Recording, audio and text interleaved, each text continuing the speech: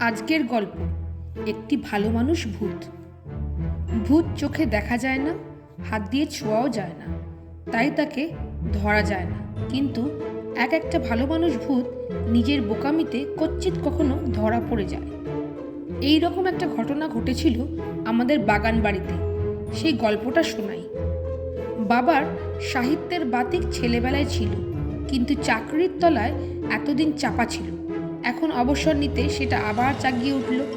বলল, আর কলকাতা শহরে ঘিঞ্জির মধ্যে নয়, বাইরে একটু খোলামেলায় থাকতে হবে। কিন্তু ঠিক সেরকম জায়গা কলকাতার বাইরেও আজকাল মেলা ভার। সব বাড়িরই তিন দিক বন্ধ, সামনে রাস্তা, সেদিকে বাসের শব্দ। অবশেষে পাতিপুকুরের দিকে একটা বাগান বাড়ির সন্ধান পাওয়া গেল। সামনের রাস্তায় বাস চলে বটে, কিন্তু রাস্তাটা এমন নির্জন এবং বড় বড় গাছের ছায়ায় ঢাকা যে বাস না চললেই বৃষ্টি লাগত। বিঘে দশেক জায়গা, সামনে ফটক, সেখানে থেকে একটা পুকুর ঘুরে বাড়িটা। পিছনে আম, জাম, কাঁঠাল, নারিকেলের বাগান। বাড়িটা অযত্নে নড়বড়ে হয়ে গেছে, কিন্তু মেরামত করতে চাঙ্গা হয়ে গেল। মা বললেন, এই তেপান্তরের মাঠে আমি বাস করতে পারবো না। বাবা বললেন, তেপান্তরের মাঠ বটে, কিন্তু খুব নিরাপদ। বাড়ির ডাইনে বায়ে দুদিকেই জলা, তার উপর কচুরিপানার জঙ্গল। ওদিক দিয়ে চোর আসবার ভয় নেই। ফটকে দারোয়ান, পিছনে মালির ঘর। সীমানার বাইরে একটা উঁচু জায়গায় একটা মাঠ কোটা।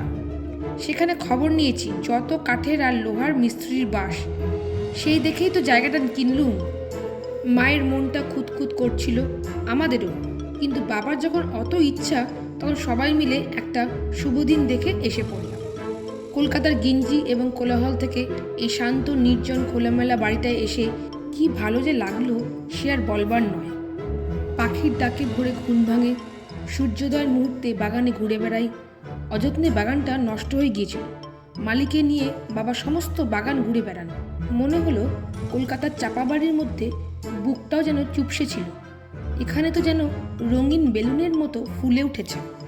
দুটো কি তিনটে দিন এমনই কাটলো। তারপর একদিন সকালে আমরা বাগানে আসতেই মালি শুষ্ক মুখে এসে বাবাকে নমস্কার করে দাঁড়ালো। কি খবর মালি? আগে খবর ভালো নয়। কেন? আগে বাগানটা ভালো নয়। কেন, কি হয়েছে? আগে রাত্রে লাল পাড় শাড়ি পরা একটি ছোট মেয়ে বাগানময় যেন নেচে বেড়ায়। কাদের বাড়ির মেয়ে? শুষ্ক মুখেও মালি এবার হাসলো। আগে কার বাড়ির মেয়ে আর সারা রাত পোড়ো বাগানে নাচতে আসবে? বাবার বুঝতে বিলম্ব হলো না ব্যাপারটা কি। মেয়েটাই বা কে হতে পারে? জিজ্ঞাসা করলেন, কি করে মেয়েটা? ওই তো বললুম বাবু, বাগানময় নেচে বেড়ায়। প্রথম দিন আমিও ভেবেছিলাম বুঝি কারো বাড়ির পাগলি মেয়ে পালিয়ে এসে অমন করছে। তারা দেব ভেবে বেরিয়ে আসছি, দেখি বাঁশের ডগার মতো লম্বা একখানা হাত বের করে মগ ডালের আম পাড়ছে। আমি আর বেরুলাম না বাবু। বাবা ভিতরে ভিতরে ভয় পেয়ে গেছেন, কিন্তু মুখে হো হো করে হেসে বললেন, ভূত সব বাজে কথা, বুঝলে মালি? মালির ভয়ার্ত মুখ দেখে মনে হলো না বুঝলে। আজ রাত্রে এক কাজ করো মালি, আগে করুন। কালকের সেই মেয়েটা এলেই তোমাকে একটা হুইসেল দেব, সেইটে বাজাবে। আমি তৈরি থাকবো, কিন্তু বন্দুকটা ছোড়া যায় কোত্থেকে? আমার ঘর থেকে সুবিধা নেই। আজ্ঞে সুবিধা থাকলেও কিছু হতো না বাবু, বন্দুকের গুলি তো ওদের বেঁধে না। মাঝে থেকে রেগে গিয়ে বিপদ ঘটান। যুক্তিটা বাবাও যেন উপলব্ধি করলেন। জিজ্ঞাসা করলেন, স্পষ্ট দেখলে হাত বাড়িয়ে মগ ডালের আম পাড়ছে? স্পষ্ট দেখলুম বাবু, মা কালীর দিব্যি। বিশ্বাস না হয় আজ রাত্রে আমার ঘরে এসে দেখবেন। বাবা ভূত বিশ্বাস করেন না, কিন্তু মালির ঘরে সারা রাত বসে ভূতের আম পাড়া দেখা কৌতূহলও বোধহয় নেই। বড়দা গত বছর MA পাশ করে বসে আছেন, এখনও কোথাও কাজের সুবিধা করতে পারেননি। ঘুম থেকে উঠে বিকেলের চা খেয়ে তিনি বেরিয়ে যান, ফেরেন রাত 10টায়। ভূতে তিনিও বিশ্বাস করেন না। মালির কথা শুনে খুব একপ্রস্ত হাসলেন। বিকেলে তিনি বেরিয়েও গেলেন যথারীতি, কিন্তু ফিরলেন সন্ধ্যের আগেই। বড়দা, এত সকালে ফিরে এলে? শরীরটা ভালো লাগছে না রে।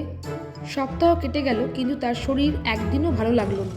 রোজই বিকেলে বেরোন আর রোজই সন্ধ্যের আগে ফেরেন। ছোট কাকা এলেন একদিন বেড়াতে, মায়ের কাছে শুনে তিনি তো হেসেই অস্থির। বললেন, বয়স হয়েছে, এখনো ভূতের ভয় গেল না?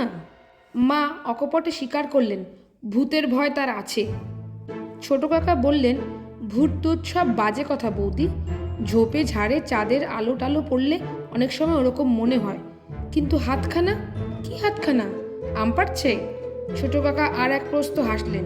ভয় অনেক সময় ওরকম মনে হয়, তাছাড়া কি জানো, হয়তো সমস্তটা ওই ব্যাটারি চালাকি। চালাকি বলছো যে? তার মুখখানা তো দেখোনি। সূর্যি ডুবতেই সে চুটচুট করে আমাদের বাড়িতে এসে ঢোকে। তাই নাকি? ভয়ানক ভীতু তো। একটা শক্ত মালি রাখো বৌদি, ওকে দিয়ে হবে না। ছোট কাকা উঠলেন। মা বললেন, উঠছ কি? রাত্রে খাওয়া দাওয়া করে যাবে। সূর্য সবে ডুবেছে, রাস্তার আলো একটু পরেই জ্বলবে। ছোট কাকা শশব ব্যস্তে বললেন, আজ নয় বৌদি, আজ আরেক জায়গায় খুব জরুরি দরকার আছে, আরেক দিন হবে। বলেই ছুটলেন, আর এক মুহূর্ত দাঁড়ালেন না। আমাদের বাড়িতে সবাই সাহসী, আমি আর মা বাদে। তবু কীরকম একটা পরিবর্তন যেন আমাদের বাড়িতে এলো। সন্ধ্যের পরেই বাবা নিচের ঘরে বসা বন্ধ করলেন। বড়দার অমন যে তাস খেলার নেশা, তাও আর রইল না। মা বেলাবেলি রান্না সেরে হেসেল উপরে নিয়ে আসেন। গল্প গুজব যথারীতি অনেক রাত্রি অবধি হয়, তারপর খেয়ে দে শুয়ে পড়া। বড়দা ওপাশের ঘরে একা শুতেন, এপাশের ঘরে মা আর আমি। মধ্যের বড় হল ঘরে বাবা একা। মা ভীতু মানুষ, বললেন খোকনকে নিয়ে তিনি একা পাশের ঘরে শুতে পারবেন না। শুনে যত হাসলেন বাবা, তত বড়দা। কিন্তু মা যখন জোর করে বড়দার খাটও মাঝের বড় হল ঘরে নিয়ে এলেন, কেউ আপত্তি করলেন না। নিস্তব্ধ রাত্রে শুয়ে শুয়ে শুনতে লাগলাম বাগানে খুটখুট টুপটাপ শব্দ। কিন্তু বাবা এবং বড়দা এমন ভাব দেখাতেন যেন ওসব শব্দ তাদের কারোর কানে যাচ্ছে না। ও নিয়ে কোনো আলোচনাও হতো না। মালি তখন নিচের ঘরে দরজা জানলা বন্ধ করে শুয়ে। একদিন মালিকে জিজ্ঞেস করলাম, মালি, তুমি রাত্রে শব্দ শুনতে পাও না? মালি বললে, শুধু শব্দ, হাসির আওয়াজও শুনতে পাই। হাসি? কীরকম একটা চাপা হাসি। সেই হাসি আমি দেখেছি। কি করে? বাগানের ঘরে থাকতে দেখেছি।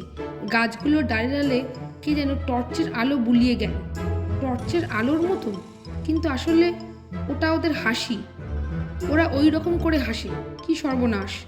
কণ্টকিত দেহে মাকে গল্পটা বলতে গেলাম, কিন্তু বলতেই মা হাত দিয়ে আমার মুখটা চাপা দিলেন। বললেন, থাক। আমাদের কলকাতার বাড়িতে একজোড়া অ্যালসেশিয়ান কুকুর ছিল। তার একটিকে ছোট কাকা একদিন নিয়ে এলেন। বললেন, তোমাদের যেরকম ভয় বৌদি, এটা তোমাদের কাছে থাক। ম্লান হেসে মা বললেন, যা নিয়ে ভয় ঠাকুরপো, সেখানে কুকুর কি করবে? তার হাসির গল্পটা ছোট কাকাকে শুনিয়ে দিলেন। ছোট কাকা হেসে গড়াগড়ি দিলেন। কিন্তু সেদিন তার আরও জরুরি কাজ ছিল। আরও সকাল সকাল চলে গেলেন। চা পর্যন্ত অপেক্ষা করলেন না, কুকুরটাকেও রেখেই গেলেন। তার পরের দিন বোধহয়, কত রাত্রি হবে জানি না, হঠাৎ একটা চিৎকার শুনলাম। ছোট মেয়ের চিৎকার, তার সঙ্গে একটা ধস্তাধস্তির শব্দ, একটা ভয়ঙ্কর অস্ফুট গর্জন। মায়ের ঘুম ভেঙে গেল, আমার। মা বাবাকে ডাকলেন, বড়দাকেও। শব্দটা ওরাও শুনেছেন বলে মনে হলো, কিন্তু সাহসী লোক, গ্রাহ্য করলেন না।